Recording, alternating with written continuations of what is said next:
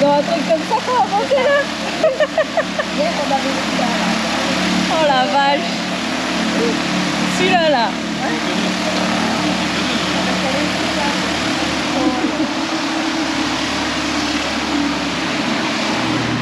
Je savais pas qu'on pouvait tirer un avion à la main.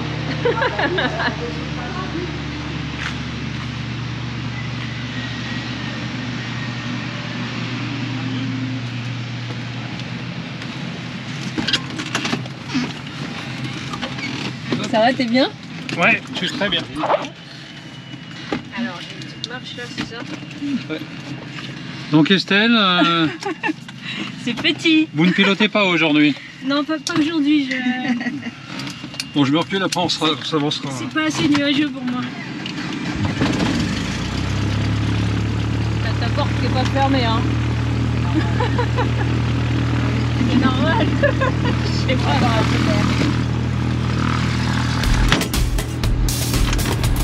Ouais.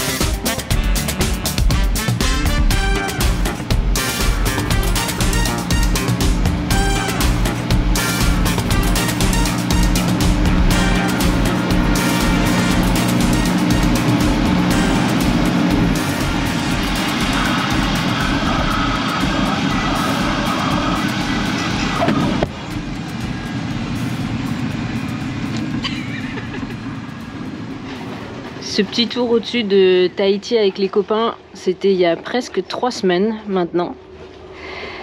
Et là, ben, ça fait un peu plus d'un mois qu'on est à la marina de Papeete.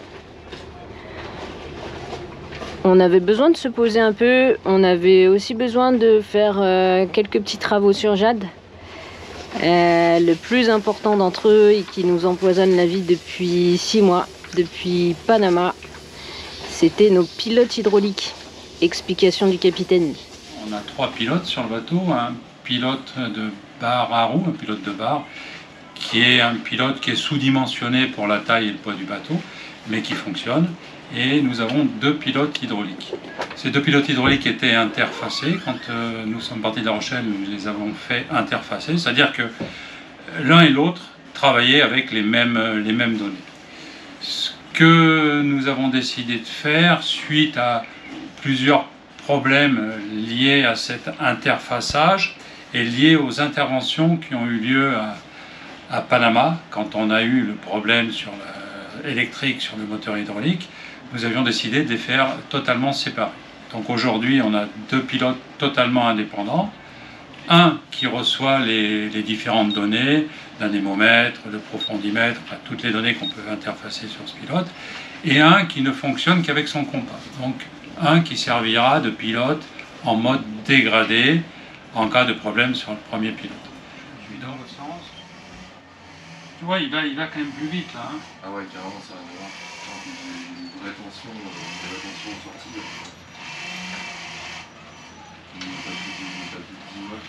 Donc la navigation d'aujourd'hui, leur petite navigation jusqu'à Moorea, une vingtaine de milles à peine, avec peu de vent. Et puis les navigations des jours à venir, les navigations vers les îles sous le vent, Wainé, Taha, Raiatea, nous serviront à tester cette nouvelle configuration. C'est parti pour Moorea.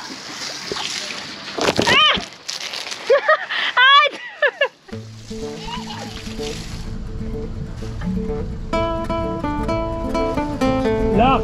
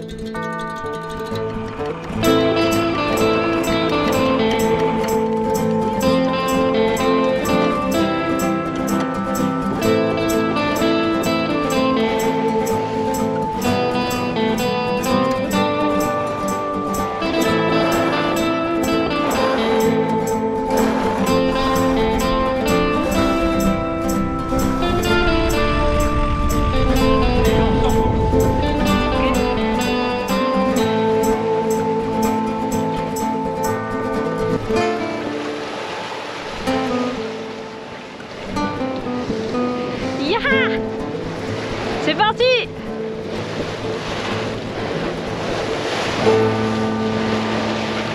Toute vol dehors!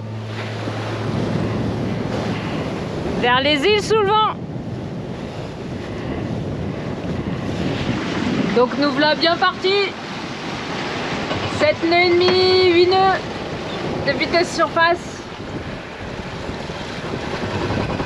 Avec un vent de travers. Comment tu dis quand c'est près, presque de travers?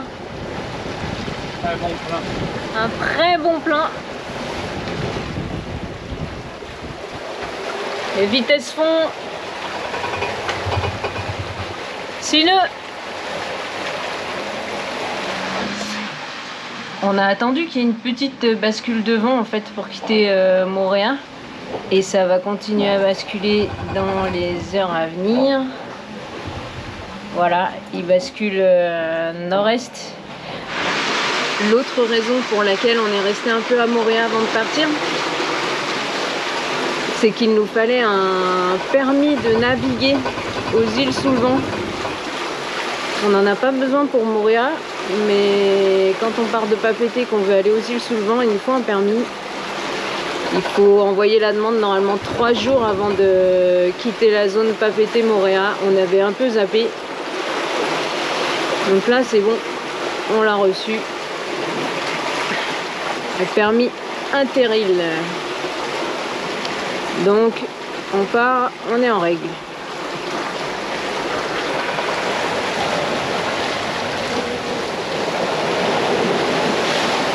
Yeah!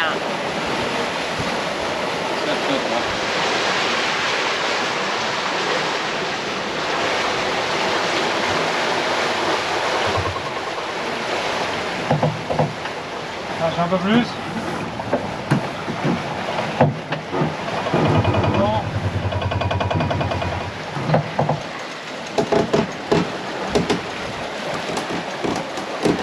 On prend un riz pour pouvoir manger un peu plus tranquille et puis passer la nuit aussi un petit peu plus tranquillement. Et grâce à la nouvelle installation du capitaine, on y voit clair quand on mange. Ça, c'est clair. Yes, bon appétit.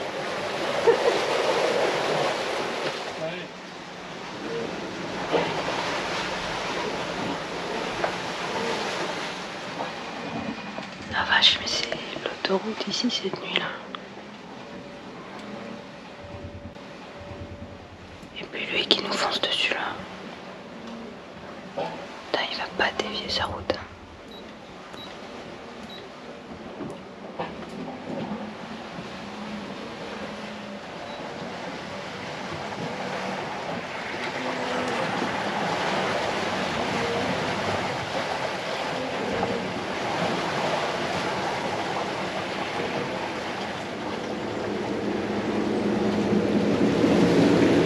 Et voici l'arrivée triomphale sur Wainé, avec un lever de soleil digne des plus belles cartes postales.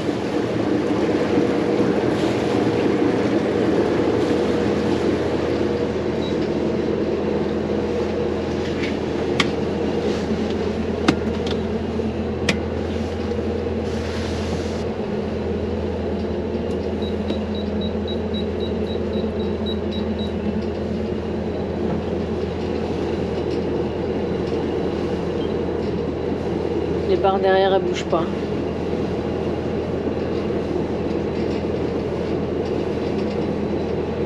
Ah si. Là, il n'y a pas de mer, ça ne bouge pas. Elle bouge très peu, mais elle bouge.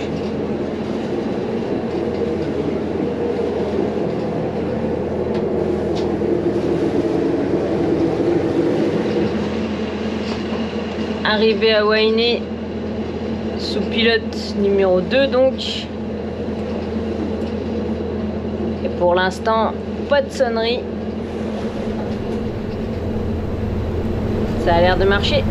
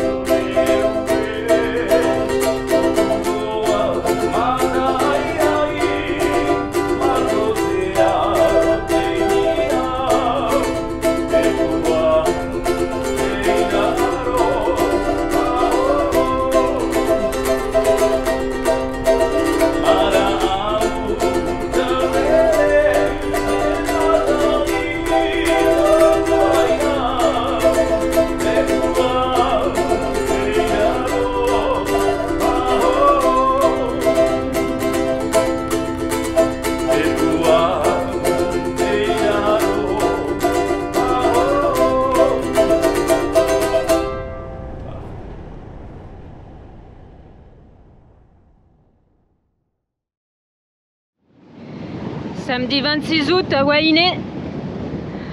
On était prêts ce matin à lever l'ancre pour Tahiti, pour revenir sur Tahiti. Mais impossible de relever l'ancre. La chaîne est bloquée, on a essayé pendant 3 heures.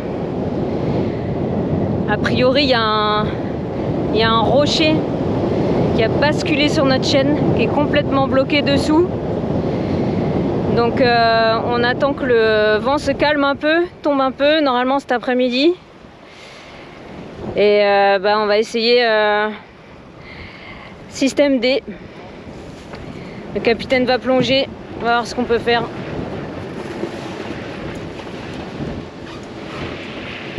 Merci.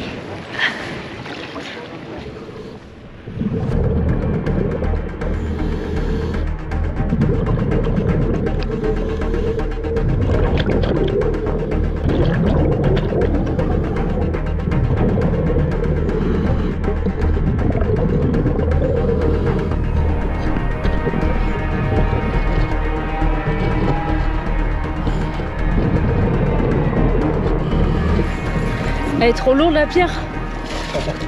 Hein? Ouais. Elle est trop lourde la pierre. Oui, oui, ouais. Donc ce qu'on va faire, on va attendre que le vent tombe un peu, parce qu'il y a quand même 20-25 nœuds de vent. Et quand le vent sera un peu tombé, normalement en après-midi, On va mettre un deuxième mouillage qu'on a préparé déjà avec une fraise, une encre légère. Ça va permettre de mettre le bateau sur ce mouillage et puis je vais désolidariser l'encre de la chaîne de manière à pouvoir faire passer l'encre sous le rocher sur lequel elle est coincée. La chaîne, faire passer la chaîne. Faire passer la chaîne sous le rocher sur lequel elle est coincée.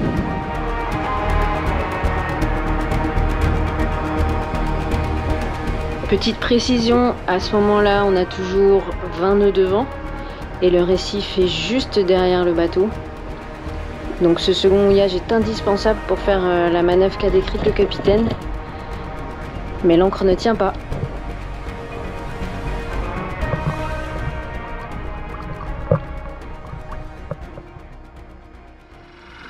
Ce matin, après les échecs d'hier, on va tenter une nouvelle technique. Avec le narguilé cette fois. Comme un des enjeux, c'est le temps que Christophe peut passer dessous avec la bouteille. Il a déjà consommé la moitié de la bouteille. On n'a pas de compresseur à bord. Là, on va s'avancer à l'aplomb du rocher. Et Christophe va tenter de creuser sous le rocher pour dégager la chaîne.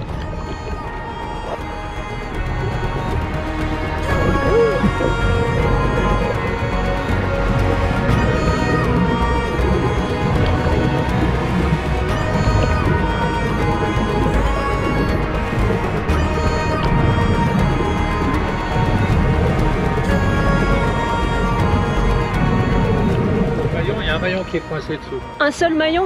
Ouais, et ça tient tout à chaîne. Si j'y arrive, tant mieux. Si j'y arrive pas, je ressors. Et là, tu te prends en marche avant. Je te dirai dans quelle direction. A priori, c'est dans cette direction-là. D'accord. Ok.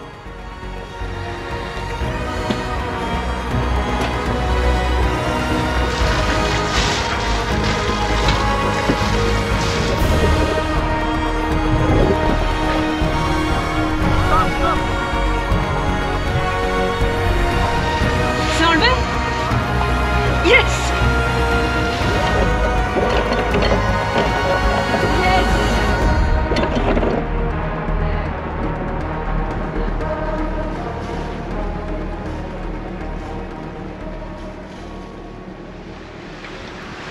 Ça y est, on est parti pour Tahiti avec juste une douzaine d'heures de retard sur la fenêtre météo qu'on avait identifiée. Faudra peut-être finir au moteur, mais c'est un moindre mal. Donc pour l'instant, les îles sous le vent, ça se limitera à Wainé pour nous. Mais on sait qu'on aura l'occasion d'y retourner, de prendre notre temps et puis de visiter toutes les autres. Parce qu'on a pris une grande décision dernièrement, c'est qu'on va passer 1 an de plus que prévu en Polynésie. Donc au lieu de repartir vers l'est et la Patagonie dès ce mois d'octobre-novembre, et ben ce sera en octobre-novembre 2024. Pour l'heure, on a plusieurs rendez-vous qui nous attendent à Tahiti. On a un peu de pain sur la planche pour préparer les étapes qui viennent.